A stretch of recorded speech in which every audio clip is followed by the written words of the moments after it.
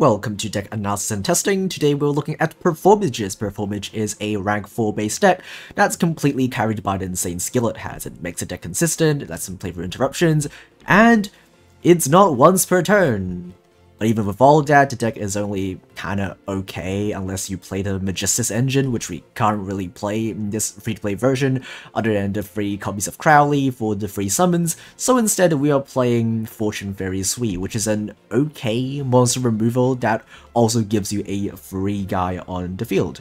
So let's have a look at the cards. First off, we have the free to obtain Performage. Performage Hat Tricker. This card can be special summoned if there are 2 or more monsters on the field, including your opponent. So it is not once per turn, so as long as you have multiple copies of Hat Tricker, you can just special summon all of them, which is pretty nice. And also, if a effect deals damage to you, you can make the damage 0 and put a counter on it instead, so that is pretty useful if you have a Trick Clown that deals yourself damage. This can prevent that small amount of damage that you would otherwise take. Next up, we have the second Performage we're playing, Performage Trick Clown. This card can special summon any Performage monster from your graveyard, usually itself, when this card is sent to the graveyard, and then you take 500 damage, and also that monster becomes a 0 attack and defense. So this is your main way of spamming monsters from your graveyard. Usually, as I said, it revives itself, and also it triggers on both players' turns if you have a way to send it to your graveyard with something like an Abyss Dweller in the expensive version. By sending it to your graveyard during your opponent's turn, you can also get a free monster on field to block your opponent's attacks that way. Next is the last main deck Performage. To play version, there really isn't a good turn 1 play. In the expensive version, you can make the Magistus Fusion or make Abyss Dweller, but in this version, there's none of that, so your best bet is probably just have a bunch of monsters on field, plus discard in your hand. And this card can also banish itself from the graveyard to search a Performage monster from your deck to your hand. So the ideal scenario is to send this card from your hand to the graveyard with your skill, and then search a monster from your skill, and then search another monster using the graveyard effect of this card. Next up is our non-Magistus monsters. We have 3 copies of Crowley. This is a rare monster, which is pretty easy to get, and also is a free summon just by sending another Spellcaster from your hand or face-up field. Usually you will be sending your damage juggler from your hand, so you also get a free search, or sending a Trick Clown so it can special summon itself, so that gives you 2 level 4s without even using your normal summon. The second effect doesn't really matter, we will never use it, but I guess it's just something that you could maybe use to make some very niche plays. And also, if you're playing the expensive version, you might want to use this to change the attribute, so you don't have 2 monsters with the same attribute, because you cannot use them to make the Magistus Xyz. So yeah, that's basically all it does. And then for our final monster, we have 3 copies of Sui. This card is a level 4 spellcaster, so you can summon this under the restriction of the skill. And also, if you draw this card by drawing it in your draw phase or with a card effect, doesn't really matter, you can special summon this card. It does miss timing, so don't chain your reload with some other effect.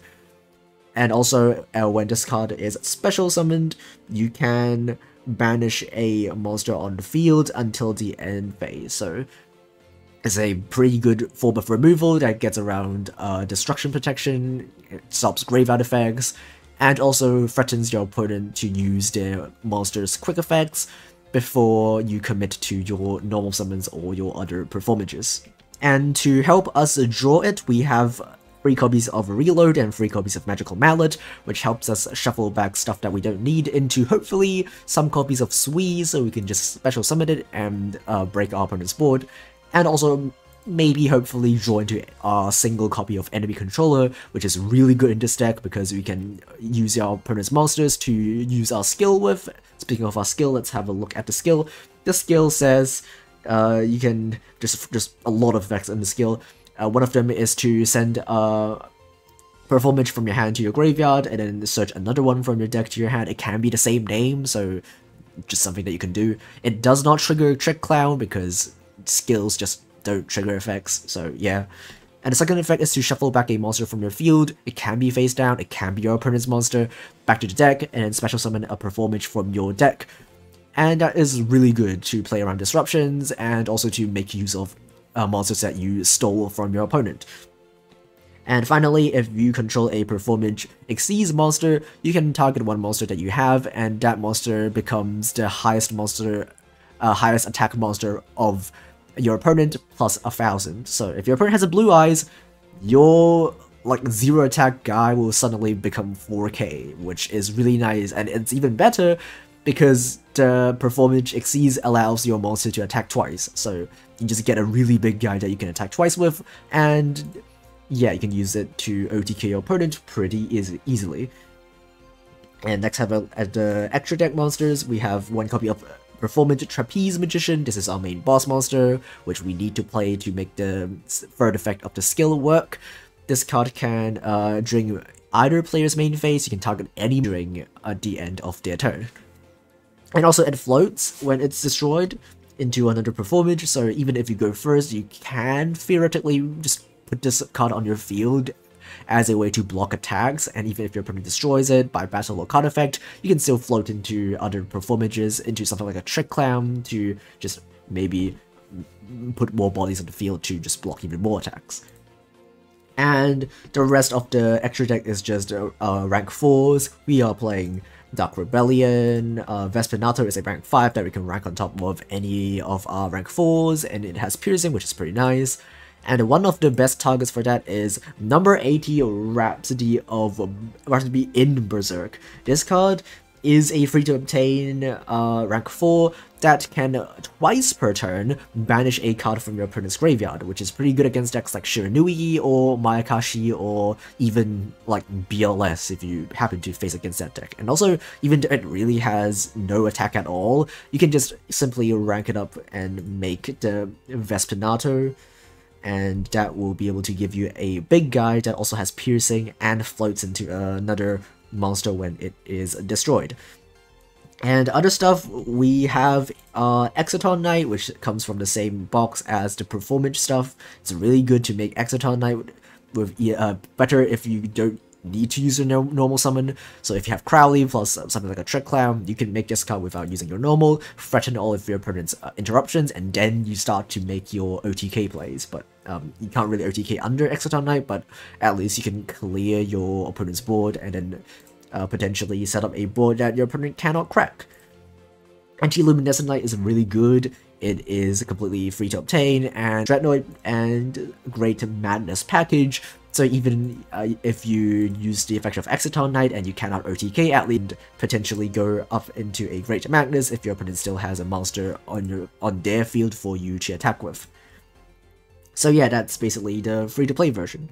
So we'll have a quick look at the expensive version. I'm sure you probably have seen this from other places, maybe from Ranked or from Julex Meta. It's pretty much the same. It's pretty much have been optimized that playing Magistus is the best way to play this deck.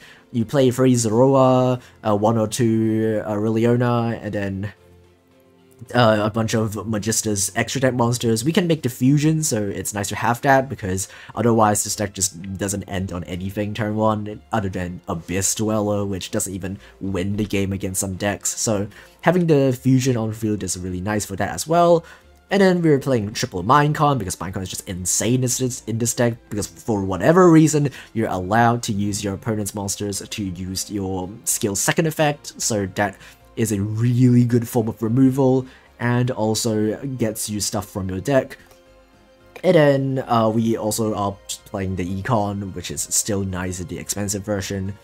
And extra deck options are a bit more loose in the expensive version, where we can play Abyss Dweller, Castel. I like Castel over Malevolent Sin, but Malevolent Sin does allow you to banish face-down monsters, and also it is lethal when you have both Sin and Dweller. So that is potentially an alternative that you might want to consider, but I just went with Castel. So yeah, that's basically it. That's it for the deck. Okay, let's have a look at the replays, and I have read the comments last time, and yep, I have hidden the avatar on the bottom right. Actually, I did hide the avatar last time in the last video, just midway through the replays, but I just kind of forgot that time. So yeah, we're just gonna do it like that. Our opponent is playing Phantom Knights, and we are going second. This deck does actually prefer going second because the playstyle of this deck is kind of like Tachyon. It's just like it's a Tachyon but less good in every single way. But like the idea behind playing the deck, like the way you play this deck is pretty much like Tachyon, in that you're just putting a bunch of monsters on field. Even if your opponent flips them face down, you can always use a skill to get rid of them and then just summon another monster directly from your deck. It is a monster combo deck at the end of the day, and it's just, instead of you making rank 8s, which are a lot better, and having an Omni Negate, you're just making rank 4s, which is still not bad, but yeah.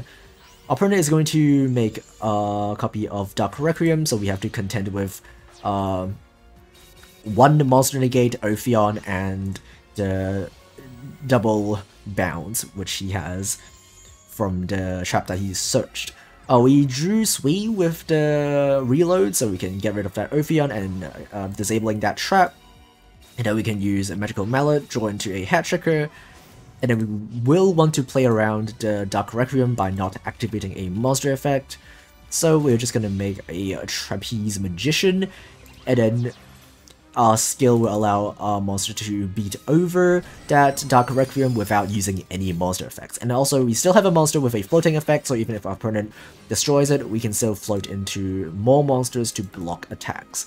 So the only thing now is if our opponent could OTK, which they theoretically can if they make Arc Rebellion and then have another monster on their field, so they will have enough attack to just attack over my Trapeze and win. But I don't think they can do that. They can still make Arc Rebellion, but they won't have enough attack to actually win in the same turn. So they're going to do just that. The trap is going to pop itself, searching them rank up spell. And then we are going to target his Arc Rebellion so that after his battle phase it gets destroyed, but I forget that it cannot be destroyed by card effects. It's literally the first line, but whatever. It doesn't really matter. We drew Econ, which is enough to win the game, and our opponent, I don't know why they would scoop before I activate it, but sure. Okay, so the last game feels a bit like a fluke, but in this game you'll probably see how this deck actually wants to play. We are playing against a Shiranui, and we are going first. And there's a massive problem with this deck, at least for the free-to-play version, is that if you don't draw Crowley, you can't actually make any rank 4s in your first turn, because Hatchkin needs 2 or more monsters. So what we're just gonna do is going to grab Damage Juggler and pass, hoping that our opponent doesn't OTK, and they don't. So now during our second turn, with the help of top decking Fortune Fairy Sui, we are able to put a monster on field and then normal summon the other one, so that we could make a rank 4 at long last. Our opponent will actually negate our Rhapsody, which prevents us from banishing their Spectral Sword, which is annoying, but at least we can still rank up into the rank 5 and attack for a bit of damage. Our opponent is finally going to draw into a monster. It is a Gozuki, which is enough for them to combo. They're going to banish the Spectral Sword, make the Shiranui level 6 Synchro, Solitaire into the Shunner, make the copy of Shogun Saga. He's probably trying to OTK this turn, but unfortunately we do, so we have 2 level 4 monsters before we even commit to anything. We can't actually make Exciton Knight in this situation because our opponent has less cards than we do. So even if we do make it, we can't actually pop anything, so instead we're just gonna make Anti-Luminescent Light, Anti-Luminescent Knight, and contest their back row. And then we're gonna make a Trapeze, and then target our Hatchecker so that it becomes massive, and use its effect to allow it to attack twice. We're just gonna bring back the Trick Clown for our Econ to be attributed, in case our opponent doesn't lose this turn, but they do. So yeah, Okay, in our third game, we are playing the expensive version, and we are going second.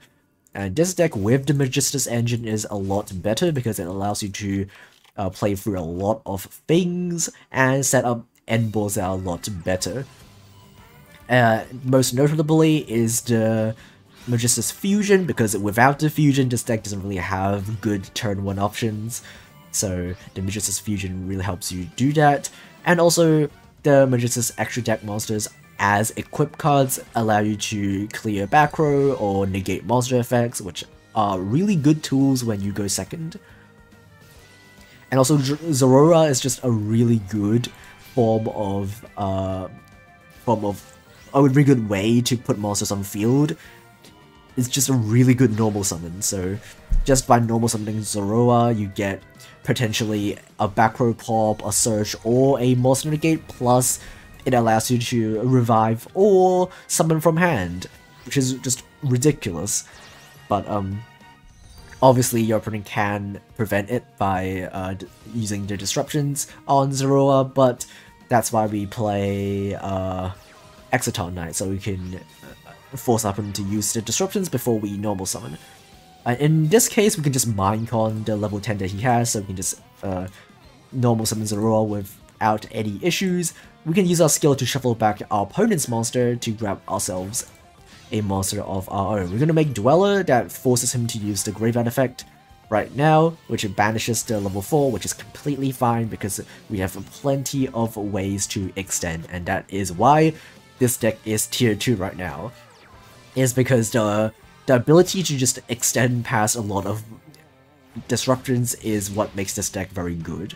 Even though the end boards, the rank 4s aren't actually that strong on their own, but the way that this deck can spam them turn after turn, and also make cards like Minecon just ridiculous by shuffling your opponent's stuff, just makes this deck a really good toolbox to deal with a lot of the meta decks right now. So yeah, that's basically it for the deck video.